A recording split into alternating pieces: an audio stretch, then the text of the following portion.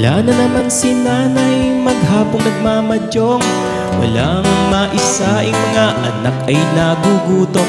Pagdating ng tatay, walang mailamon.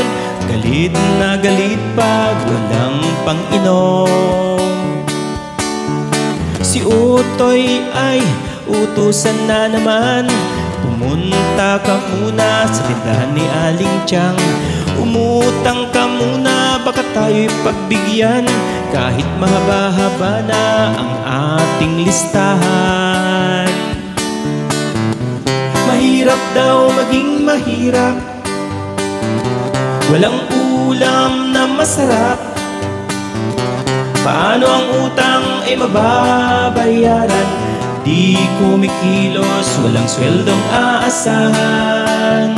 Laging nakatambay, masinuuna ang inuman. Ukay saklap nga naman.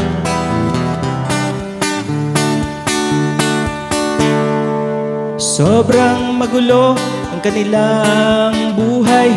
Araw-gabi ay laging nag-aaway.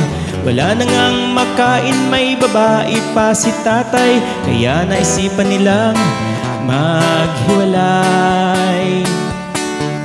Kaya mga anak na walang malay, sobrang apektado sa hirap ng buhay.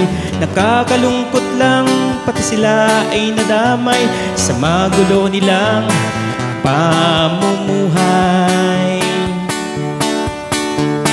Kinabukasan nila'y saan patungo? Meron pa kayang sa kanila'y aako? Sa buhay nilang liko-liko at sa kahirapay napasubo. Totoy nining, huwag kayong susuko.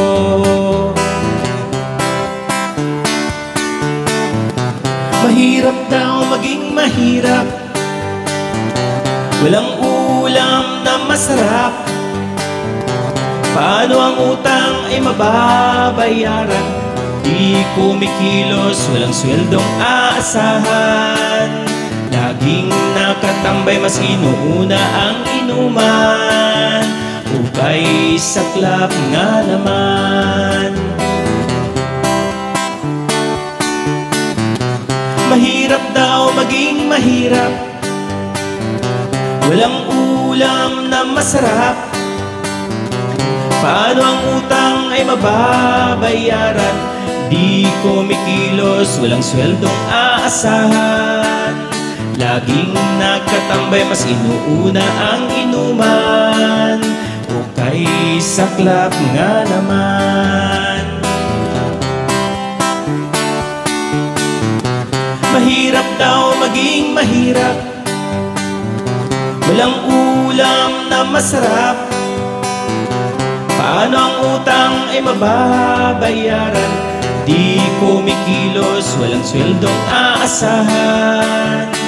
Laging nakatambay, mas inuuna ang inuman. Ukay saklap nga naman.